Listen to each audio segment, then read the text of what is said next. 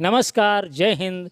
Master बाबा Hindi classes में सभी विद्यार्थियों का स्वागत है। विभिन्न प्रतियोगी परीक्षाओं में पूछे जाने वाले हिंदी के महत्वपूर्ण प्रश्नों पर आज चर्चा करेंगे, सीखेंगे। बिना विलंब किए हुए चलते हैं प्रश्नों की ओर।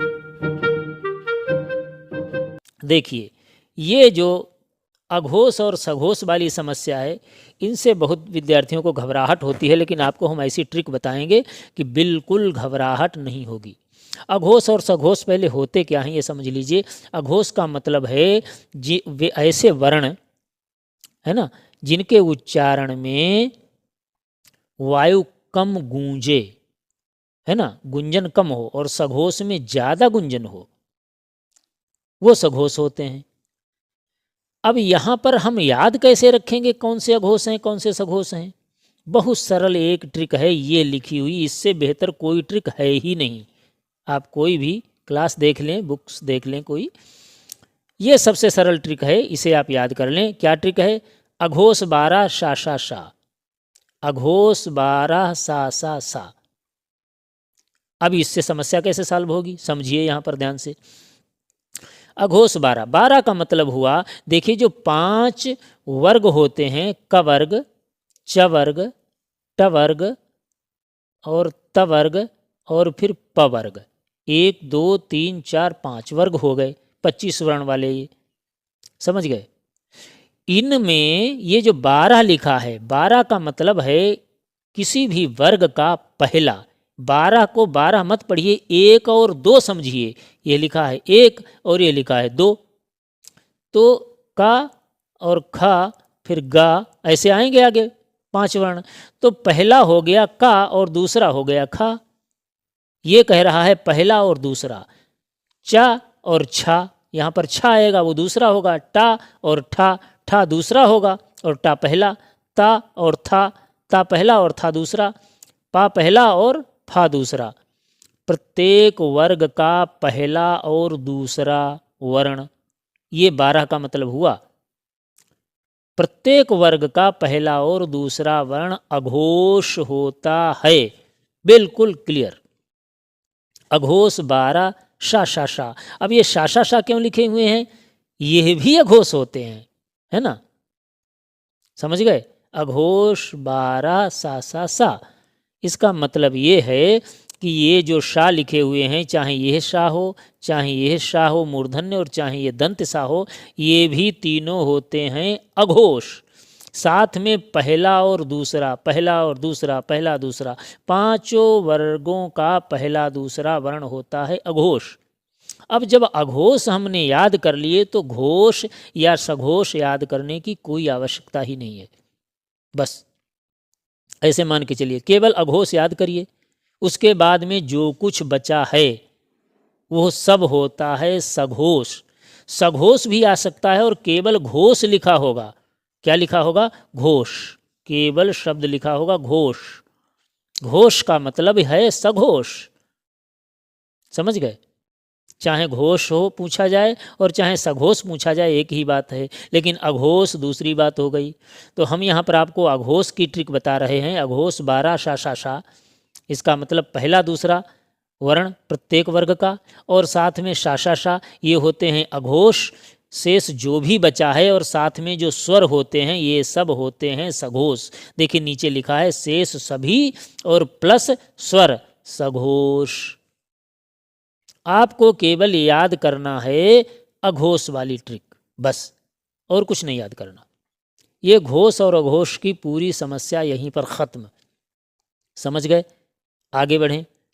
देखिए, ठीक ऐसे ही अघोष और सघोष की तरह अल्प प्राण और महाप्राण से भी प्रश्न पूछे जाते हैं। ये अल्प प्राण और महाप्राण क्या है? देखिए, जिसमें वायु कम निकलती है, जिनके उच्चारण में, उनको अल्प प्राण, और जिनमें ज़्यादा निकलती है उनको महाप्राण। इनको कैसे याद करेंगे? बहुत सीधी सरल ट्रिक है। ये लिखा है अल्प प्राण 135 यारा लावा, समझ गए। बस वही तरीका है। प्रत्येक वर्ग का ये 135 जो लिखे हैं, इनको आप 1 3 और 5 पढ़िएगा। 1 3 5, 1 का मतलब पहला, प्रत्येक वर्ग का पहला, और फिर तीसरा। तीसरा कौन होगा? का खा गा। और फिर पांचवा कौन होगा? अंगा। ये प्रत्येक वर्ग का पहला, तीसरा और पांचवा, साथ में या रा ला वा, ये सब होते हैं अल्प प्राण। क्या होते हैं? अल्प प्राण। शेष जो भी बचा है वो सब होता है महाप्राण। बस अब महाप्राण याद करने की आवश्यकता नहीं है आपको, सीमित याद करिए लेकिन पक्का याद करिए। अल्प प्राण याद कर लिए, जो भी बचा वो महाप्राण हो गया। स्वर में अल्प प्राण और महाप्राण नहीं होता है, उनमें ऐसे प्रश्न नहीं पूछे जाते हैं। घोष और जो अघोष हैं उनमें स्वर आते हैं, स्वर सभी होते हैं सघोष, और बाकी अघोष के लिए तो हम ट्रिक पीछे बता चुके हैं आपको। अल्प प्राण की यह ट्रिक है, अल्प प्राण 135 यारा लावा, अल्प प्राण 135 यारा लावा। बस 135 का मतलब आप जानते हैं, पहला, तीसरा और पांचवा वर्ण प्रत्येक वर्ग का, पांचों वर्गों का पहला, तीसरा और पांचवा, साथ में या रा लावा, ये होते हैं अल्प प्राण। इसके बाद में जो भी बचा है वर्णमाला में वो सब है महाप्राण, स्वर छोड़कर। स्वर से नहीं यहाँ पर मतलब है, समझ गए? इसे आप याद कर लें। अब हम सीधे चलते हैं अभ्यास प्रश्न पर। जो प्रश्न हमारी परीक्षा में पूछे जाएंगे यूपी पुलिस में, उन पर चलते हैं। कैसे प्रश्न आने की संभावना है देखिएगा, अभ्यास प्रश्न कैसे होंगे। पहला प्रश्न दिया हुआ है, शा का उच्चारण स्थान बताइए। शा का उच्चारण स्थान बताइए। क्या होगा? दंत होगा, ताल होगा, मूर्धा होगा, कंठ होगा। हमने अभी पीछे बताया था कि जहाँ पर वो वर्गों का उच्चारण स्थान कुचुटू तुपू करके बताया था आपको, वो ट्रिक आप देखेंगे। उसमें साथ में हमने कहा था कि ये जो शा होता है, ये शा ये होता है ताल से उच्चारण, इसका तालव्य शा इसे कहा जाता है। क्या कहा जाता है? तालव्य शा, जिसे हम सब अपनी सरलता के लिए शलजम वाला सा या शरीफा वाला शा कह लेते हैं। इसका सही नाम है तालव्य शा, अर्थात तालु से उच्चरित होता है। तो यहाँ पर इसका क्वेश्चन नंबर 1 का ऑप्शन नंबर 2 बिल्कुल सही होगा, तालु। समझ गए? ये तालव्य शा है। बाकी यह शा जो होता है ये मूर्धन्य होता है, मूर्धा, और यह शा जो होता है दंत होता है, दांत होता है उच्चारण स्थान। समझ गए? अगले क्वेश्चन की ओर चलते हैं, क्वेश्चन नंबर 2। क्वेश्चन नंबर 2 पर लिखा हुआ है, चा और छा का उच्चारण स्थान होता है। क्या होता है चा और छा का उच्चारण स्थान? सूत्र है, उसी से आप याद कर लेंगे उसको, जब बहुत सरल हो जाएगा ये प्रश्न। यहाँ पर हम आपको बता रहे हैं, इसका बिल्कुल सही विकल्प होगा तालु से। ये जो च वर्ग पूरा होता है, चा छा जा झा यहाँ, ये इसका उच्चारण स्थान होता है तालु। ये तालव्य होते हैं सभी। तो ऑप्शन नंबर 3 बिल्कुल सही होगा। समझ गए? अगले क्वेश्चन की ओर चल रहे हैं, क्वेश्चन नंबर 3। क्वेश्चन नंबर 3 पर लिखा हुआ है, निम्नलिखित में दंत ध्वनि है। कौन सी ध्वनि दंत है? अर्थात दंत वर्ण कौन है जिसका उच्चारण स्थान दांत हो? है ना? कौन है? खा, चा, ला, धा, कौन सा है? देखिए, जो यहाँ पर ये खा लिखा हुआ है, ये तो क वर्ग का है, का खा गा गा, तो इसका उच्चारण स्थान क्या होगा? कंठ। और ये च छ ज झ यहाँ, इसका उच्चारण स्थान है तालु, है ना? और जो ये या रा ला वा है, ये कौन से होते हैं? अंतस्थ। ये ध्यान रखना है, पूछा जाएगा। अंतस्थ। क्या है? अंतस्थ। ये पूछा जाएगा, अंतस्थ कौन है? या रा ला वा, ये 4 होते हैं। और धा जो है, ये ता था दा धा ना, ये ता था दा धा ना, इनका उच्चारण स्थान होता है दंत।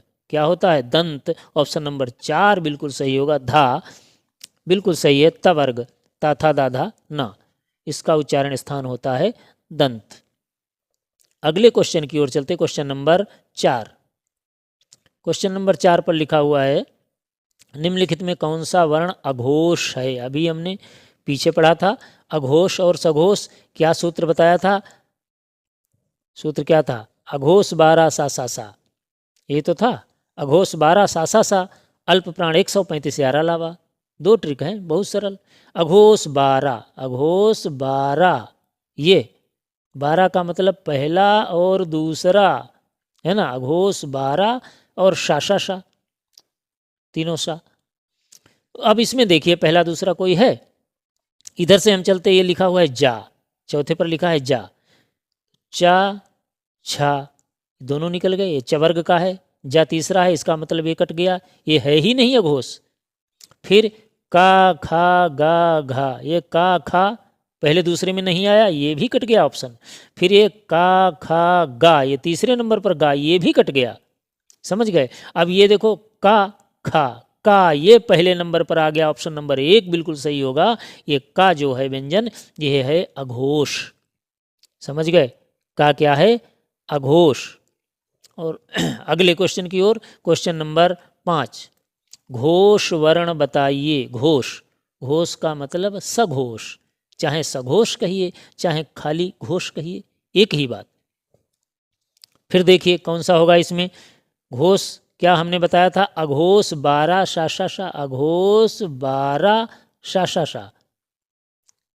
अब 12 1 और 2 जो फंसे वो तो हो जाएंगे अघोष, और जो ना फंसे वो सब हो जाएंगे घोष। घोष पूछ रहा तो हम अघोष वाली ट्रिक लगाएंगे, अघोष 12 क्या होगा, देखिए चा छा, चा और छा नहीं है, ये जा है, चा छा नहीं है, जा है, चा वाली लाइन का है, चवर्ग का, लेकिन चा और छा नहीं, जा है, इसका मतलब ये अघोष नहीं है, तो फिर घोष है, और घोष ही पूछा जा रहा है, इसका मतलब ऑप्शन नंबर 1 बिल्कुल सही होगा।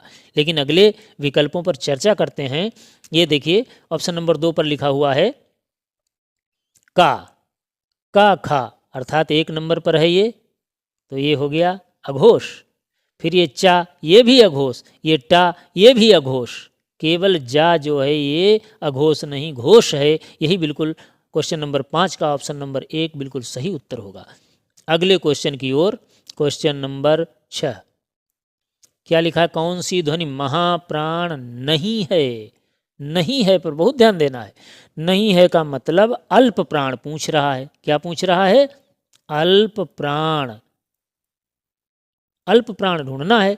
अल्प प्राण का सूत्र हमें पता है, अल्प प्राण 135 यारा लावा, अल्प प्राण 135 यारा लावा, है ना। 135 का मतलब प्रत्येक वर्ग का पहला, तीसरा और 5वां। इसमें देखिए है कोई, पहला का खा, ये तो पहला नहीं है तो कट गया। फिर कौन है, ये का खा गा घा, ये चौथे नंबर पर आता है, अर्थात 1 3 5 से नहीं है, तो ये भी कट गया, ऑप्शन नंबर 2। फिर ये चा छा जा, ये तीसरे नंबर पर आ गया, चा छा जा तीसरा स्थान है, और तीसरा स्थान हमारे में दिया है 135 में, इसका मतलब ऑप्शन नंबर 3 बिल्कुल सही होगा। ये देखिए चा छा जा झा चौथे नंबर पर है, ये भी चला गया, तो हमारा ऑप्शन नंबर 3 बिल्कुल सही होगा। जा जो है वो महाप्राण नहीं है, अल्प प्राण है। अगले क्वेश्चन की ओर, क्वेश्चन नंबर 7, कौन सा व्यंजन संयुक्त नहीं है। संयुक्त नहीं है, देखिए ये क्षा हमने बताया था, ये क्षा जो है संयुक्त होता है, और किससे बनता है, का और मूर्धन्य शा से, है ना। ये ऑप्शन नंबर 2 पर लिखा है ये शा, मूर्धन्य शा, यही संयुक्त नहीं है, ये संयुक्त व्यंजन नहीं है, ये अपने में स्वतंत्र है ना, अपना खुद का इसका रूप है, संयुक्त नहीं है। ये त्रा जो है ये संयुक्त है, कैसे बनेगा, ता आधा और रा पूरा। श्रा कैसे बनेगा, तालव्य शा आधा और रा पूरा, समझ गए। और चाहे रा पूरा न करें, इसमें भी हलंत लगाएं, तो हम इसमें आ फिर जोड़ें, बात एक ही है। तो इसका मतलब ये ऑप्शन नंबर 2 बिल्कुल सही होगा, ये संयुक्त नहीं है, बाकी सभी संयुक्त व्यंजन हैं। अगले क्वेश्चन की ओर, क्वेश्चन नंबर 8, महाप्राण वाला विकल्प बताइए। महाप्राण अर्थात जो अल्प प्राण न हो वही महाप्राण होगा। तो हम देखते हैं इसमें अल्प प्राण कौन सा नहीं है। अल्प प्राण 135 यारा लावा, यही सूत्र है, अल्प प्राण 135। 135 का मतलब है का, ये तो पहला फंस गया, ये इसका मतलब ये अल्प प्राण है, महाप्राण नहीं है। और पूछ रहा है महाप्राण, तो ये कट गया। फिर का खा गा, तीसरे स्थान पर ये भी अल्प प्राण है, महाप्राण नहीं है, ये कट गया। फिर का खा गा घा अंगा पांचवें स्थान का है, ये भी अल्प प्राण है, महाप्राण नहीं है। फिर ये टा ठा, ये दूसरा है, इसका स्थान दूसरा है। देखिए टा उसके बाद में ठा, और इसमें कहीं दूसरा नहीं दिया हुआ है हमारे ट्रिक में, इसका मतलब ये अल्प प्राण नहीं है, ये महाप्राण है। ऑप्शन नंबर 4 बिल्कुल सही होगा क्वेश्चन नंबर 8 का। अगले क्वेश्चन की ओर, काकल्य वर्ण कौन सा है? अभी हमने पीछे बताया था जो हा होता है उसे काकल्य वर्ण भी कहा जाता है। ऑप्शन नंबर 2 बिल्कुल सही होगा, इसका उच्चारण स्थान कंठ होता है। काकल्य का मतलब है कंठ से। अगला क्वेश्चन नंबर 10, वर्णों के कितने भेद हैं? महत्वपूर्ण प्रश्न है, ध्यान से समझिएगा। वर्णों के कितने भेद हैं? कितने भेद हैं? 10, 2, 7, 8। देखिएगा यहाँ पर ध्यान दीजिएगा, वर्णों के भेद होते हैं 2। यहाँ वर्णों के भेद का मतलब है पूछने वाले का स्वर और व्यंजन, ये 2 पार्ट होते हैं वर्णमाला के। वर्ण कितने? 2 प्रकार के होते हैं। स्वर का पार्ट अलग है, अ आ इ उ ऊ ऋ ए ऐ ओ औ, ये स्वर हो गए 11। और व्यंजन फिर होते हैं 33। कितने होते हैं? 33। और इनको जोड़ लीजिएगा, उसके बाद में उत्क्षिप्त व्यंजन है ना, और फिर जो होते हैं संयुक्त व्यंजन, अयोगवाह, ये सब मिलाएंगे तब हो जाएंगे 52 वर्ण। कितने हो जाएंगे? 52 होते हैं हमारी वर्णमाला में। बस आज का ये अंतिम प्रश्न था इस श्रृंखला का। फिर मिलेंगे अगले क्लास में, तैयारी करते रहिएगा। जय हिंद।